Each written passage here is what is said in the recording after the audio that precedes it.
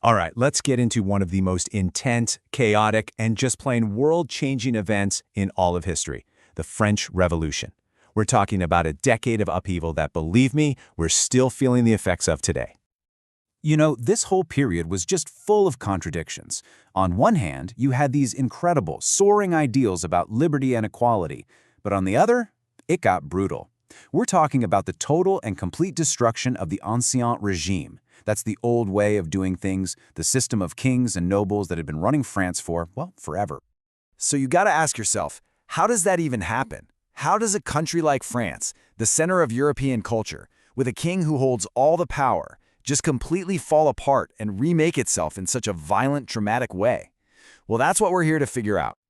To really get the explosion, you first have to understand all the pressure that was building up. And this wasn't just one thing going wrong. Nope, it was more like a perfect storm of new ideas, economic disaster, and a social structure that was just fundamentally broken. I mean, just look at this. The inequality in French society at the time was staggering. You see that huge slice of the pie? That's the third estate, 97% of the entire population. Meanwhile, that tiny little sliver, just 3%, that's the clergy and the nobility. And guess who had all the power and all the money? Yeah, this table just lays it all out, plain and simple. The first and second estates, the church and the nobles, they owned most of the land, they held all the top jobs, and get this, they paid almost zero taxes. The entire financial weight of the country, it fell on the third estate. That's everybody else, from doctors and lawyers all the way down to peasants and workers. And they had absolutely no say in how things were run. So the first cause, it wasn't a battle, it was an idea, a revolution of the mind. They called it the Enlightenment, and it pushed ideas that were basically poison to a king. Thinkers like Voltaire and Rousseau were asking big questions, arguing for reason, for equality, for liberty. And these ideas were spreading like wildfire, thanks to things like the encyclopedia. Plus, they had a real-world example to look at.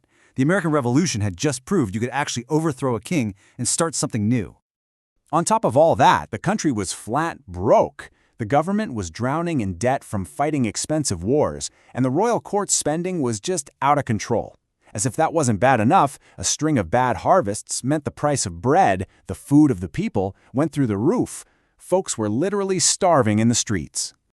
And this famous line, "let them eat cake," it almost doesn't matter if she actually said it or not. It perfectly summed up how people felt about the monarchy. It made them seem so completely out of touch, so clueless and cruel about the suffering of their own people. It was the perfect fuel for a fire. Okay, so you've got a society filled with radical new ideas and people who are starving. The whole thing is a powder keg. All it needed was a political spark to set it all off. And here's how that happened.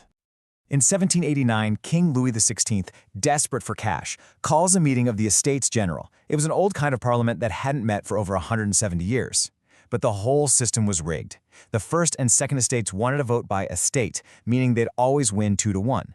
But the third estate, they demanded a vote by head, one person, one vote, where their huge numbers would actually matter.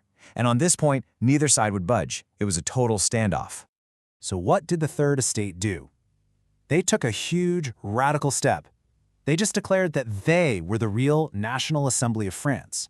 When the king locked them out of their meeting hall, they just went to a nearby tennis court and swore an oath not to leave until they'd written a constitution. This quote from Mirabeau just perfectly captures that feeling of defiance. It was a direct challenge to the king. Game on. And after that, things just exploded. Look how fast this all happens. We're not talking years. We're talking about a single summer. In May, it's a political argument. By June, a revolutionary oath. By July, a full-blown violent uprising in Paris. And by August, they're issuing a revolutionary declaration of human rights. The whole thing had a momentum that nobody could stop. That key moment in July was the storming of the Bastille. This wasn't just any old fortress. The Bastille was the symbol of the king's oppressive absolute power. So when the people of Paris tore it down, brick by brick, it was this massive psychological victory. It proved the king wasn't all-powerful and gave the revolutionaries a huge surge of confidence. Now, the first part of the revolution was about limiting the king's power, not getting rid of him. But this is where the story takes a really dark, radical turn, one that would end with the king's head in a basket and the revolution turning on itself. And here's something wild you might not know. This is literally where we get our modern political terms, left-wing and right-wing. It's from where people sat in the French National Assembly. The radical deputies who wanted to get rid of the king and create a republic, they sat on the left. The more conservative guys who wanted to keep a king with limited powers, they sat on the right. It's as simple as that. The final nail in the coffin for the monarchy came when the king himself tried to flee the country in disguise. He was caught, dragged back to Paris, and for the revolutionaries, this was the ultimate betrayal. Any shred of trust was gone. The radicals took over, they officially abolished the monarchy, and they put citizen Louis Capet, as they called him, on trial for treason. His execution in 1793 was the point of no return. Now, France was at war with most of Europe, and there were rebellions at home. In this crisis, the most extreme group, the Jacobins, took control. They formed something called the Committee of Public Safety, led by a guy named Maximilien Robespierre. Their goal was to save the revolution from its enemies, and their method was terror. A brutal, state-sanctioned campaign to hunt down and eliminate anyone who even seemed like a threat. And the numbers, they're just horrifying. We're talking an estimated 40,000 people executed in about a year. Many of them met their end at the guillotine, the new, terrifyingly efficient killing machine. And it wasn't just nobles and priests. The paranoia was so bad that countless ordinary people got swept up in it and lost their lives.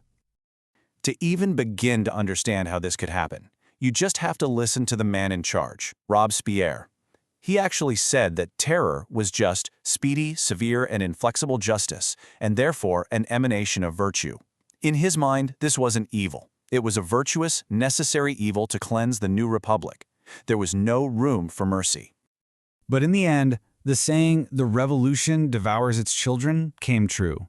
The paranoia and the killing just spiraled out of control until no one felt safe.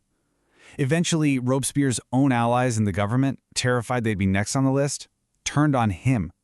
The architect of the terror ended up at the guillotine, just like his thousands of victims. And with his death, the reign of terror finally burned itself out. So after all that chaos, all that bloodshed, France was just exhausted. The country was a mess, politically unstable, and people were desperate for some kind of order. This created a huge power vacuum, setting the stage perfectly for a new kind of strongman to step in. For a few years, a weak government called the Directory tried to run things, but it was pretty useless. At the same time, this brilliant, incredibly ambitious young general, Napoleon Bonaparte, was winning amazing victories for France all over Europe. In 1799, he saw his chance, came back to Paris, and just took power in a military coup. And just 5 years later, the man who was supposed to be a hero of the Republic picked up a crown and placed it on his own head. He was now Emperor of the French. The Republic was over. So you might be thinking, what was the point? France goes from a king through a decade of absolute chaos just to end up with an emperor who was even more powerful. Was it all for nothing? Well, no, not at all. Because here's the thing. You can't kill an idea. And the ideas that the revolution unleashed were out of the bottle and could never be put back in. This motto, liberty, equality, fraternity, it survived. The revolution utterly destroyed the old idea that you were born to rule. It established the principle that citizens have rights and that the nation itself, the people, are the true source of power, not some king. And those ideas, they would change the world forever. And that leaves us with one final thought. Think about it. Our ideas about democracy, about human rights, even the basic political language of left and right, so much of it was born in this one chaotic decade of hope and terror. The question isn't just what happened then, but how do those ideals, forged in the fire of the French Revolution, still echo in our world right now?